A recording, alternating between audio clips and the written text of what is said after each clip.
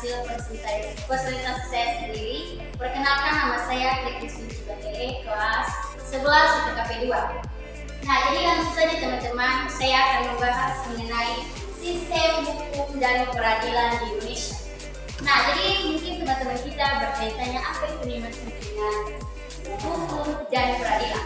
Nah, jadi sistem hukum ini adalah suatu peraturan hidup yang dibuat dalam suatu masyarakat maupun dalam organisasi di luar maupun dalam sekolah.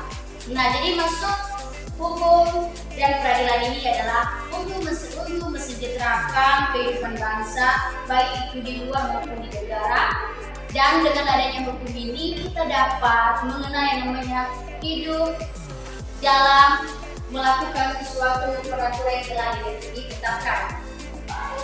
Nah, jadi di sini juga dalam suatu hukum ini kita ada beberapa ciri-cirinya.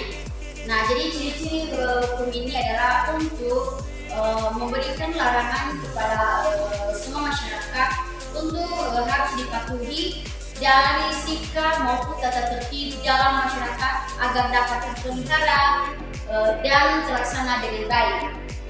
Nah, jadi dalam hukum ini juga ada beberapa bagian yang terkait di dalam hukum ini. Jadi yang terkait itu adalah adanya sifat menakut, adanya sifat memaksa, tujuan, dan adanya sifat yang berfungsi. Nah, jadi kita langsung pada sifat yang mengatur. Nah, sifat yang mengatur ini sebelum kita melanjutkannya, tentu kita sudah tahu tadi apa itu hukum. Nah, hukum itu adalah suatu yang telah ditetapkan oleh pemerintah maupun dalam suatu negara. Hukum itu adalah perintah. Nah, jadi dengan adanya hukum yang telah ditetapkan, maka dia itu ada sifat yang mengatur. Sifat yang mengatur bagaimana teman-teman? Dia itu adalah sikap yang memiliki aturan untuk wajib ditaati oleh sebuah golongan masyarakat, di sebuah sekolah, dan juga di sebuah organisasi yang ada yang terkait dunia pergolongan peradilan hukum di Indonesia. Nah, keduanya itu adanya sifat memaksa dari sifat hukum tersebut.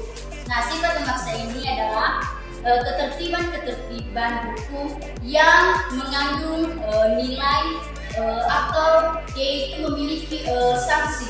Nah, maksudnya ini dengan adanya peraturan ini contohnya adalah sebuah hukum ini sebenarnya dalam lingkungan luar tentunya ada sebuah permasalahan.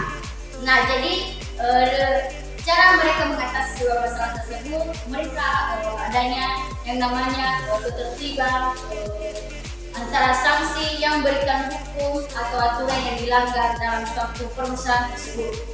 Dan ketiganya yaitu tujuan. Nah, tujuan hukum itu adalah untuk mendatangkan tata dan damai sejahtera bagi lingkungan luar maupun bagi lingkungan dalam. Dan keduanya itu mewujudkan keadilan. Ketiganya itu menjaga supaya manusia itu dapat memenuhi sebuah peraturan yang telah ditetapkan. Nah, yang terakhirnya itu kawan-kawan yaitu fungsi hukum sebagai alat untuk mengatur tata tertib hidup atau hubungan masyarakat, bagaimana dia itu dapat menjalin hubungan atau dapat mengatasi sebuah permasalahan dalam mengenai sistem hukum tersebut. Baik, fungsi ini juga bisa dikatakan sebagai fungsi untuk menjalankan sarana dan prasarana dalam sosial dan batin. Nah, jadi artinya ini teman-teman, dalam menjalankan suatu fungsi sarana dan prasarana ini dalam hukum, dia itu artinya dapat merupakan keadilan yang ditegakkan. Namun dengan adanya juga dalam beberapa makna fungsi mengatur, memaksa, dan fungsi tujuan. Nah, dia itu dapat menerapkan yang tiga bagian itu dengan yang berbagai macam hukum dapat dikatakan sebuah adanya hukum yang dapat beradil, dapat menjadi suatu hukum yang berkaitan dalam suatu masyarakat dan dapat menjadi sebuah kemajuan bagi suatu negara tersebut. Nah, jadi sekarang kita masuk pada sistem peradilan di Indonesia. Nah, jadi kan tentunya kita tadi sudah menjelaskan mengenai sistem hukum dan peradilan. Dan sekarang kita masuk pada sistem peradilan di Indonesia. Nah, tentu teman-teman kita akan bertanya apa yang dimaksud dengan sistem peradilan di Indonesia. Nah, pada sistem peradilan di Indonesia ini yaitu adalah segala sesuatu atau sebuah proses yang dijalankan di pengadilan yang berhubungan dengan memeriksa, memutus, dengan mengadili perkara dengan menerapkan hukum. Nah, sekarang kita masuk pada contohnya kan dalam sistem peradilan ini di Indonesia, tentunya ketika kita di lingkungan masyarakat ada sebuah masalah. Nah, jadi dengan adanya dalam berbagai hukum tadi itu, maka di situ akan diterapkannya dalam sifat mengadili, memeriksa dan memutus. Nah, ketika dia melakukan suatu peradilan tersebut, maka segala sesuatu yang telah terjadi masalah tersebut akan bisa kita atasi ketika kita bisa melakukan dengan adanya kekompakan dan mengadilinya, dan bisa kita memutuskan dengan baik dan secara adil. Nah, jadi tujuan hukum ini juga peradilan adalah suatu untuk mewujudkan keadilan bagi suatu hukum masyarakat, maupun dalam lingkungan sekolah, maupun dalam lingkungan luar, desa, wilayah, maupun dan lain sebagainya.